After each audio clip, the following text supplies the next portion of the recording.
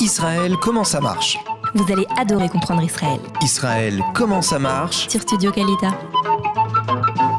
Salut à tous, bienvenue. C'est le moment de parler concret, de parler technique, de parler impôts. Et je suis pour cela avec Jonathan Drey. Bonjour. Bonjour. Ça va? Très bien. Voilà, alors Jonathan, vous occupez du département francophone au sein du cabinet Wexler Kudenchik. J'espère que je l'ai bien dit. C'est comme ça qu'on dit. Voilà, et vous faites aussi un travail de remboursement d'impôts pour les Israéliens, n'est-ce pas? Ça s'appelle le Erzermas. Tout à fait. Voilà, et vous allez nous expliquer bien de quoi il s'agit. Donc en fait, vous êtes stagiaire expert comptable aujourd'hui. Tout à fait. Bon, alors ça, c'est pas tout à fait la même signification qu'en France. Quand on est stagiaire, on travaille, on a un salaire tout à fait normalement, et on est tout à fait, on est un vrai professionnel. Ça n'a rien à voir avec la connotation française du stage. Voilà, vous êtes monté en Israël, vous aviez 16 ans, vous avez fait toutes vos études d'expertise comptable en Israël. Exact. Et puis, vous vous êtes rendu compte que certains perdaient de l'argent. Voilà. C'est ça. Ce que je me rendais compte, c'est qu'il y a beaucoup de Français qui arrivent en Israël. Ils travaillent dur, comme tout le monde. Très dur. Très dur. Pour certains, oui. Et ils se font prélever des impôts qu'ils n'auraient pas dû se faire prélever. Et pour cela, ils ont une possibilité de demander le remboursement de leurs impôts. Ok, alors il faut comprendre qu'en Israël, on l'a déjà dit à plusieurs reprises, mais on le répète, il n'y a aucun souci. L'impôt est prélevé à la source, n'est-ce pas? Donc sur votre fiche de paye, chaque mois, vous avez une somme qui part pour vos impôts. C'est ça, l'employeur, excusez-moi, l'employeur vous prélève sur la fiche de paye, donc mensuellement, alors que les impôts font leur compte à l'année. Donc à la fin, ce qui se passe... Il suffit, on va prendre le cas de figure d'une personne qui a travaillé quelques mois dans une société en Israël, qui s'est fait prélever ses impôts à la base mensuelle. À la fin de l'année, pour les impôts, on ne doit pas lui prélever d'impôts. Ça veut dire qu'en fait, il y a des stades, on va dire. Si vous avez gagné 70 000 shekels dans l'année, vous n'êtes pas imposable. Pour une femme, 60 000 shekels dans l'année, pour un homme, vous n'êtes pas imposable non plus. Exact. Donc, si vous avez travaillé 3 mois, on va dire, vous avez gagné 30 ou 40 000 shekels, mais que les impôts vous ont enregistré et vous continuent à vous prélever, ils peuvent vous demander au bout de l'année une somme qui correspondrait à ce que vous auriez gagné sur l'année complète si vous avez travaillé tous les mois. Et donc, du coup, c'est pas juste et on vous doit de l'argent. Ce qu'il faut préciser, comme j'ai dit, c'est que c'est l'employeur, justement, qui prélève sur la fiche de paye. Eux, les impôts, ils ne vous regardent pas toute l'année, ils récupèrent l'argent mensuellement. Alors que, finalement, comme vous avez donné le bon exemple, quelqu'un qui a travaillé 3 mois, qui aurait gagné 30 000, 40 000 shekels, il n'est pas imposable sur toute l'année. Il a gagné en moyenne, il a gagné moins de 6 000 shekels par mois. Donc, ça veut dire que sur les mois où vous avez travaillé, vous avez une fiche de paye et on vous a retiré des impôts sur cette fiche de paye, sur ces 30 000 shekels gagnés, eh bien, vous êtes en droit de les récupérer. Tout à simplement. Fait. Et ça, on ne le sait pas. Voilà. Exactement. Et ça peut aller... ça représente beaucoup d'argent, non? Le remboursement moyen que je fais, c'est de l'ordre de 7 000 shekels par mois. Alors, il faut savoir qu'il y a des nekudot zikoui, c'est-à-dire des points d'abattement aussi. C'est important de le signaler. Alors, quels sont-ils? Quelle catégorie ça recoupe? Alors, je vais expliquer. Donc, les points d'abattement de base sont pour un homme 2,25 points, pour une femme 2,75 points. C'est pour cela qu'on a dit qu'une femme n'est pas imposable jusqu'à 70 000. Pour un homme, 60 000 shekels par an. Lorsqu'on est au Lechadash, on a des points, par exemple? Alors, au Lechadash, c'est des points, exactement. Et au Lechadash, vous avez des points pendant 3 ans et demi, ce qui vous permet de payer moins d'impôts sur votre fiche de paye.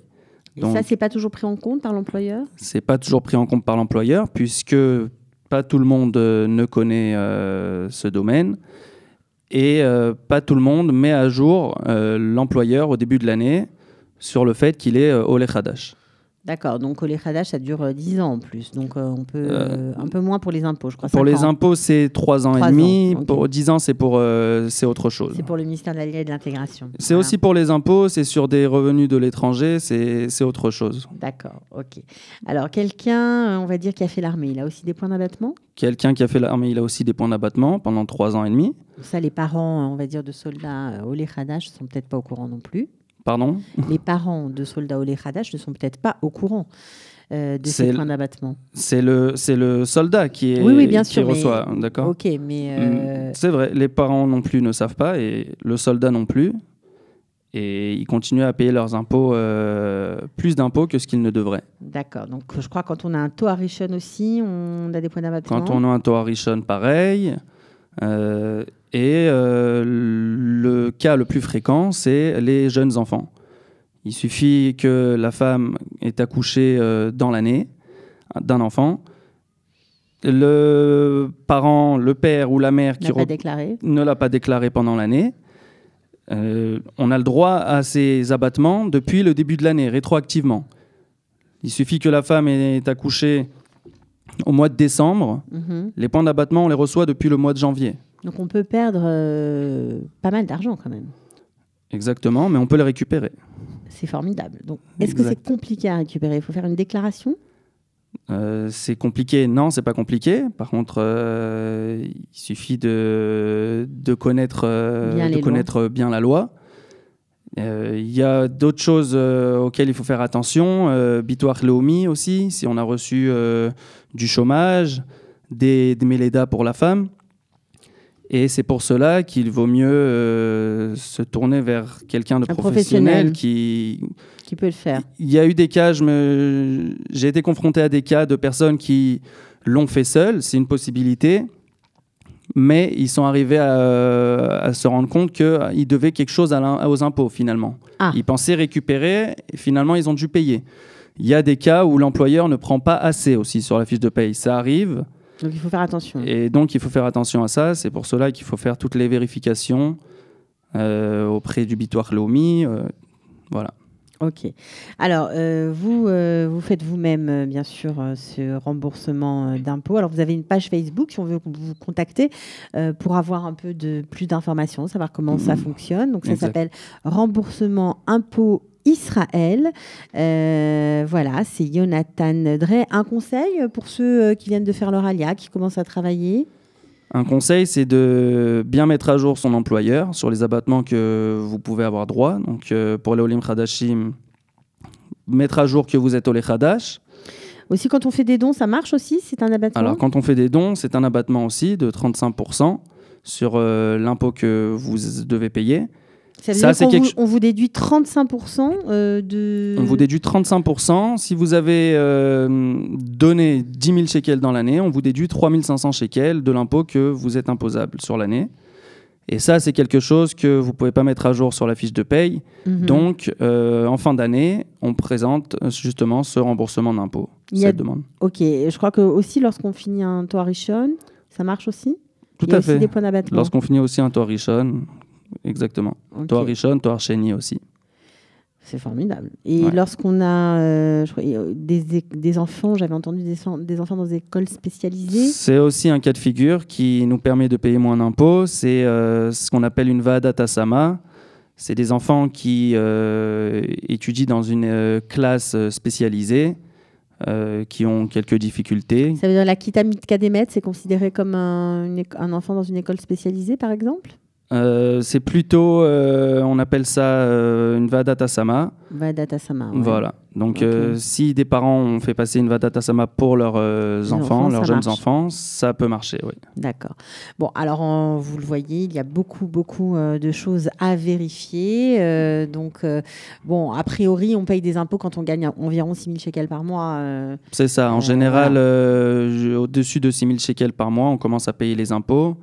Et là, il y a une possibilité de vérifier rétroactivement, ce qui est important de dire, sur les 6 dernières années. sur les 6 dernières D'accord. années si on a payé trop d'impôts. Bon, eh bien, Voilà. merci pour ce bon tuyau. On Merci espère que à ça vous aidera, justement, si vous êtes un peu à sec. Eh ben, c'est l'occasion de vérifier si les impôts n'ont pas un peu trop pris d'argent sur votre compte. On ne sait jamais, tout peut arriver. Nous sommes le pays des miracles. Voilà, merci beaucoup, Jonathan Drey. À très bientôt. Merci, au revoir. Au revoir. Merci. Israël, comment ça marche? Vous allez adorer comprendre Israël. Israël, comment ça marche? C'est tout de suite sur Studio Kalita.